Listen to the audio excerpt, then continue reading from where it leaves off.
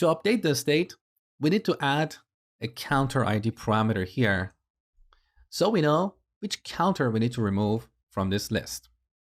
Now, to make sure that all the plumbing is going to work, before updating the state, first, let's just display counter ID on the console.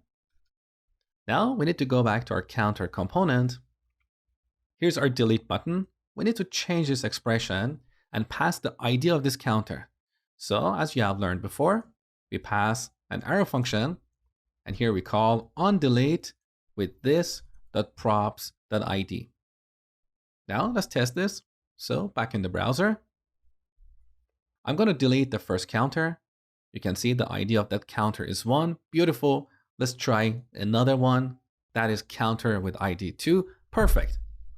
So now let's go ahead and update the state. Here in the counters component, as I told you before, in React, we do not update the state directly.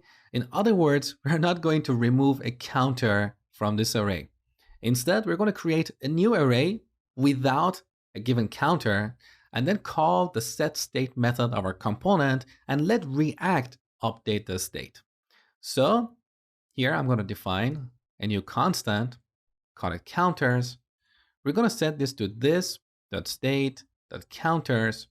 Use the filter method to get all the counters except the one with the given ID. So C goes to C.id does not equal counter ID. Now we have a new array. So let's call this.setState. Pass an object.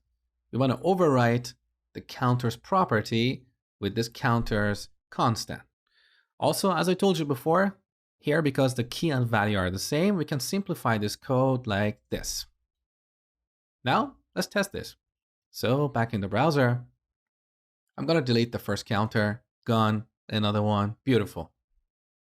So our implementation is working, but there is a tiny issue here that I would like to improve. If you look at the render method of this component, here we're passing 3 props to our child component. OnDelete, which is a function, as well as value and ID. Now, one question you might have is, why do we have to pass ID and key while their values are exactly the same? This looks like unnecessary repetition. The reason for this is because this key attribute is used internally by React, so we won't be able to access it in our counter component. That's why we have to pass ID as a prop and then read it via this.props.id. Now, the tiny issue we have here is that we have passed value and ID as separate props. Both these are properties of the counter object. If in the future we add a new property to our counter object, we'll have to come back here and set a new prop, like selected. We set it to counter.selected. And over time, this is going to get messy and ugly.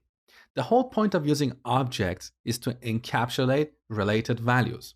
So instead of these 3 properties, we could simply pass the counter object itself. This object includes everything we need to know about a counter. And also, if in the future we add a new property to this counter object, we don't have to come back here and modify this code. Our counter object is carrying all the data about a counter. So with this change, now we need to go back to our counter component and make a couple more changes. Here on line 23, this is where we have our delete button. We need to change this expression. We no longer have the ID property in our props object, so we need to prefix this with counter. Similarly, on the top, where we initialize our state, again, we don't have the value property. We need to prefix it with counter. Save the changes. Let's test the application. So we can increment each counter, beautiful, and delete them. Perfect.